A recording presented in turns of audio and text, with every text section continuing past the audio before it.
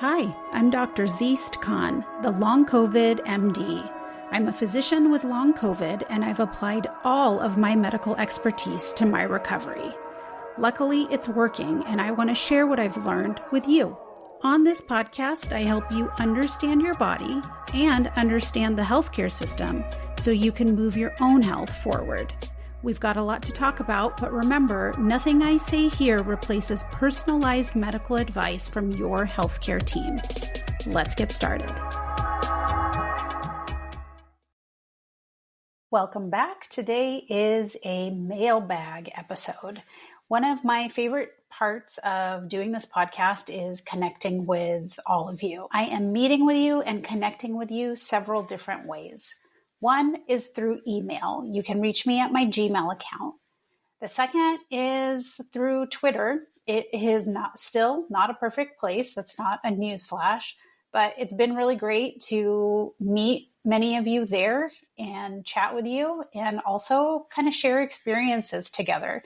This week, a lot of people were live tweeting as they watched the NIH conference that was held this week, called Recover TLC. It was hosted by the NIH as a way to explore directions for future long COVID research. I'm going to talk more about that on a future episode. The next way I've connected is through Substack. I hosted a Q&A last week. I asked me your questions about long COVID and anesthesia or surgery. I had recently had a colonoscopy and an upper endoscopy. It's not the first time that I've undergone anesthesia or had a procedure since my long COVID diagnosis. And I know it is a point of worry for a lot of people. And I wanted to do my best to clarify some misconceptions or just answer questions. You can find the Q&A at the link below. I'm also happy to host more Q&A sessions. Let me know what question you want me to answer next. I have also been receiving text messages from you. Thank you guys so much for that. There is, again, a link in the show notes. I'm going to sound like a broken record for a way for you to text me directly from your phone as you listen to this or after you listen to this. It's a feature that the podcast server that I use offers, and I plug that in, and I've been getting some amazing messages from you. Unfortunately, I realized I can't text you back. So if you have sent me a text message, rest assured I have received it. Thank you for sending it to me. I have read all of them. I just haven't been able to answer. And so I'm hoping in this episode, I answer at least one of the questions that have come through the text message, and at least let you know that when you text me, I'm reading the messages. I just can't respond to them. I just set up a new way to interact, and that is by audio. So I signed up for SpeakPipe, and I'm going to leave the link to that in the show notes also. SpeakPipe is a web-based program that it's just a website that is personalized for long COVID MD. You press a button and you record a voice note. It does not have to be perfect. We are all struggling with cognitive issues. Take your time, but send me a message that way. Sometimes it's easier to speak than it is to write. We all have different sensory limitations these days. And so I wanted to explore lots of different ways for us to talk with one another. You can send me a question or send me a comment. I can integrate those into the podcast and answer your question on the next Q&A episode. If you don't want your recording for the public, just let me know that this is for me and not for the public.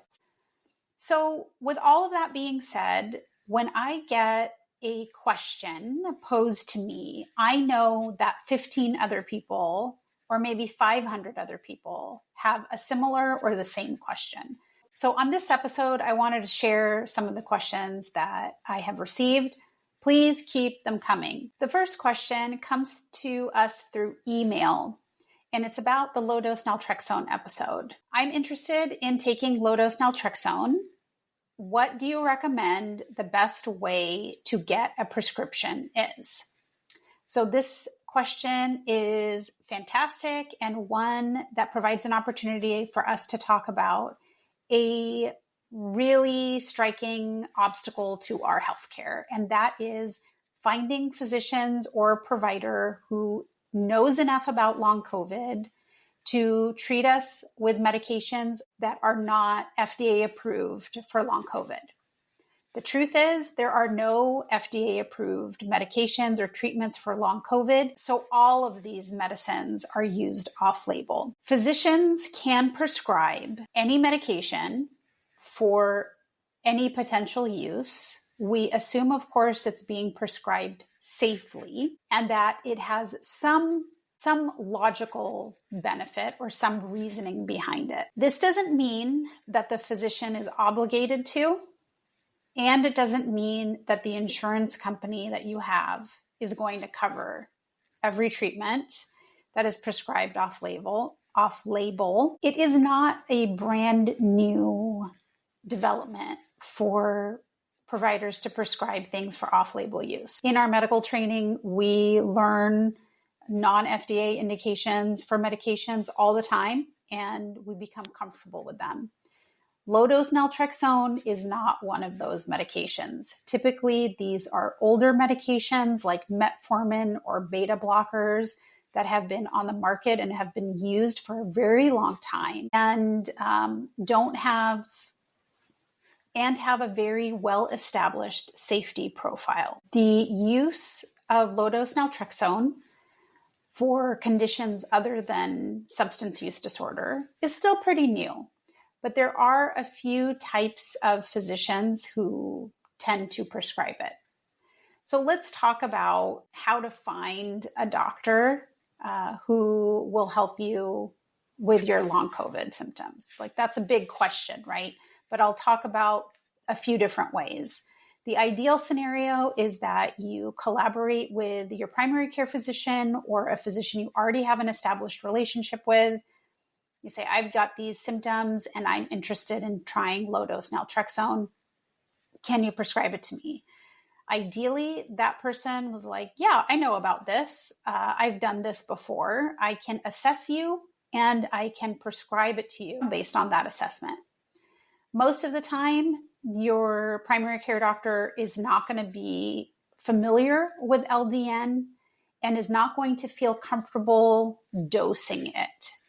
And you don't want a physician to prescribe it to you, at least without them having some guidance or guiding principles. Don't be discouraged if your primary care doctor doesn't want to prescribe you LDN. The conversation does not have to end there. You can ask, is there someone you know who I can go to? Is there someone you're willing to refer me to? Is there someone you know who you can ask about this? And are you willing to learn more about it? Those are a lot of different questions. What is likely going to happen is that your doctor is going to try to refer you to a specialist who might be able to help you. That specialist could be in the chronic pain field. Low-dose naltrexone is used by pain doctors, especially those who focus and treat, especially those who treat complex regional pain syndrome. It's been used for a lot of other uses off-label. You can listen back to that LDN episode. But if you have developed pain with your long COVID, that might be a route to pursue. For some people, LDN helps their cognition. And so a neurologist who uses LDN may also be able to help you. The second route to try is a established long COVID clinic. This is usually at an academic center, and they are unfortunately few and far between and often have long waiting lists. But they are a very reasonable option to pursue, not only because you might want a specific treatment, but so that they have you on their radar and you have someone to talk to about ongoing potential treatments. It may take a while to find a clinic, to be accepted by the clinic, and to wait for your appointment. I do think that establishing yourself with a long COVID clinic, if that's possible for you, is worth investing time in, because you want to be established as a patient, at least with one group that you might be able to utilize, even if it's not frequently, even if it's not your primary care provider. So before I go on, let's talk about the long wait times. There seems to be long wait times for any type of doctor these days. It can be discouraging, but I highly recommend scheduling something. Very frequently, I schedule appointments 6 months into the future because that is the first available appointment. The time is going to come around. Now, the third way to get a medication like low-dose naltrexone is going through a concierge doctor. Concierge medicine is a growing field that allows physicians to work outside of the limitations of insurance companies and hospital systems. You tend to have more time with your doctor at each appointment, and the doctor has more freedom to treat you creatively. They don't have limitations of insurance companies and hospital systems because they work outside of those systems. That means you foot the bill for those visits. This can be pricey, but for some people it is accessible. You still might have long wait times to get an appointment, especially an initial one. The way that these are organized are either pay-as-you-go models, so you pay for each interaction, or you pay a monthly or an annual retainer fee, something like that, or a membership fee that provides you more time at your appointments. You can still use insurance to cover the cost of medications, lab work, imaging studies, and treatments, but you're going to be paying more than your typical copay to see the doctor. I recommend evaluating all of your options. Another thing to remember before starting this whole process, if you are looking to get someone to prescribe you a particular treatment, really what you're asking is, can somebody assess me for this treatment? Is this treatment worthwhile? And if it is, prescribe it to me. Before you start that whole process, call, email, and find out if that treatment is in that doctor's toolkit. Is it something that they are comfortable prescribing? Is it something that patients come to them for? Different doctors have different toolkits and different levels of comfort treating the same condition, particularly when we're talking about uncommonly prescribed medications with varying doses used for off-label purposes. So listen back to the LDN episode for more information about the need for specialty pharmacies in this and for ways to approach LDN and its side effects. Our second question comes from Substack. Did you take metformin and Paxlovid when you had COVID? So I shared on the podcast that I had COVID in March of 2024, and I took Paxlovid for that. I did not take both Paxlovid and metformin. Paxlovid itself was very challenging for me to tolerate. It certainly had the strongest side effects of any medication that I've ever taken. And it was a job in itself to get through those 5 days. I particularly had GI side effects, and I'm now taking metformin, and it also caused me some GI side effects. They are much better now. As I talked about in that metformin episode, the data is non-existent if Paxlovid and metformin together benefit patients with acute COVID infections more than either one alone.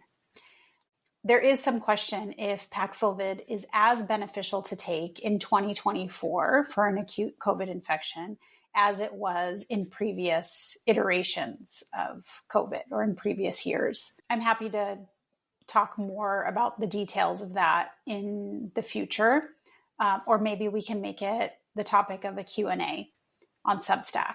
But the answer is no, I didn't take both of them. If I do get COVID again, I will let you know if Paxlovid is in my arsenal at that time. It may not be. I anticipate that metformin will be. And in that metformin episode, I talked about the results of the COVID out study based in Minnesota that leads me to say that. The third question comes from a text message. It was sent by a parent who has a child who is unfortunately quite ill after a COVID infection. It's been 5 weeks and the child has cyclic fevers, lymph node swelling, tremendous head pain and head pressure, and significant abdominal pain, even developed ileus. And the parent wrote me asking if I could shed any more light on the situation, if I could explain this at all, and if this might be long COVID. As somebody who is not a pediatrician and doesn't know all there is to know about pediatric long COVID, I can't answer that question. But I certainly know that infection-associated chronic conditions do occur in children. And after talking with Amy Mooney, the occupational therapist I talked with on a previous episode, I learned that long COVID, or ME, myalgic encephalomyelitis, can present in children as abdominal pain primarily. This is not to say that your child has long COVID because they have abdominal pain.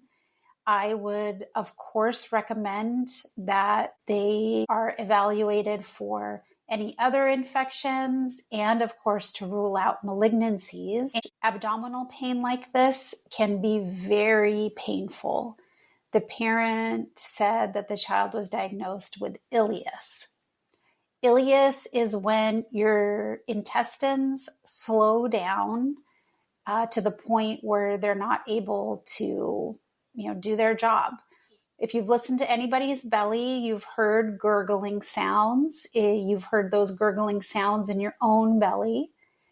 Those are what you want to hear. The gut has peristalsis. It moves. It is innervated by this complex nervous system that's dedicated to the GI system.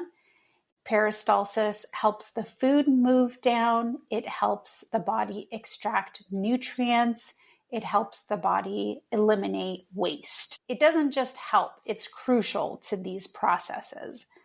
And when there is a significant slowdown of peristalsis, that's called ileus. So you listen to somebody's belly with ileus, you're not going to hear the same gurgling sounds and the same movement. This can cause abdominal pain from constipation, gas buildup, and when it gets very severe, it can also require surgery. Ileus can occur from several different causes. One is stress, trauma, infection. When your body is under stress, it goes into sympathetic drive that is known as fight or flight. Your heart rate increases and blood flow is prioritized to your vital organs. The parasympathetic system predominantly controls the GI system. So parasympathetic is referred to as rest and digest. When your sympathetic system is dominant, it makes sense that your GI system is affected. We oftentimes see ileus or try to prevent ileus postoperatively. It's a big issue on our minds after surgery. The second cause of ileus is medications. It's a common side effect, particularly of narcotics. And thirdly, ileus can be caused by a disruption in that complex nervous system that controls the gut. Whatever the cause, ileus can be extremely uncomfortable and debilitating and also dangerous. I say this to explain the diagnosis that you shared, not to anticipate something worse is going to happen with your child. Even though this could be long COVID, it does not mean it is. It very well could resolve. And I am hoping that this is an ugly chapter of your child and your life that ends. That is all the personal expertise I can offer, but I also want to extend some resources that you may or may not know about. Of course, you have learned about Amy. Her website is available and she might be a resource that can help you, whether that's through occupational therapy mechanisms to deal with your current situation or brainstorming to pick her brain. I'm not going to speak on her behalf of what she can offer, but I certainly would recommend her as a resource. 2, there is an institute that Amy's actually associated with called the Bateman Horne Center. I'll link their website below too. This is a group that was started for ME/CFS. They have since extended their services to people with long COVID. They have a very long wait list and unfortunately can't see every patient who applies, but they are dedicated to patient education. There may be some information on their website that helps shed some light or points you in the right direction. And then the third resource that comes to mind is Long COVID Kids. This is a UK-based charity that was established pretty early in the pandemic. For those of us here in the States, it's a good reminder that the pandemic hit the UK earlier and quite severely before it hit New York and then extended to the rest of the US. They have been fierce advocates for pediatric presentations of long COVID and infection-associated conditions. So I will link them below as well. And I hope that you can find some help in those resources. And our final question comes from Twitter. I posted or cross-posted on Twitter when I was hosting my Q&A session on Substack and asked, does anybody have any questions about long COVID and anesthesia? A lot of people asked about going to the dentist and specifically the bad reactions that you can have from the numbing medicine that's injected. I'm going to link the Q&A and you can read the answer to that question and others over there. But there was one question that was posed that I didn't get to answer, and it's also about the dentist. It was, why did one of my worst long COVID crashes happen after a dental procedure? Now, of course, I don't know what else was happening with that person before the dental procedure, but I'm not surprised that the dentist could cause a long COVID crash. When I hear the phrase dental procedure, I am thinking that it's more than a routine cleaning. When we have tooth pain or gum problems, it typically means infection. The mouth is already an unsterile environment. There are lots of bacteria that live in your mouth. Because we can't see through our teeth and our gums, underappreciate the degree of infection that causes tooth decay and gingivitis. We can have such bad infections that it infects and deteriorates the bones in the face, the sinuses. Infection can extend into the brain. Infection can extend into the heart. There is a condition called endocarditis, which is where bacteria eat up the heart valves or one of the heart valves and can cause an abscess in one of the heart chambers that requires open heart surgery to repair and can cause irreversible damage to the heart muscle as a consequence of the changes in the flow of blood throughout the heart, because our valves control the direction and volume of blood flow within our heart's chambers. I have seen many cases of endocarditis. I have seen cases of significant sinus infections that need really invasive surgery. And I have seen jaw necrosis from dental infections that have gone unchecked or untreated. This is why I highly recommend getting preventive care and going to the dentist for regular cleanings and x-rays, particularly if you have a chronic condition like long COVID, so that you catch issues before they get big. So when I hear a dental procedure, I'm thinking there was an infection in the tooth or in the gums that required the dentist to manipulate those germs, wash them out, and basically do a little surgical debridement. The mouth, like I said, is a home for bacteria. It is also has a lot of vasculature. There's a lot of blood vessels in the mouth. And if there's an infection in the mouth that,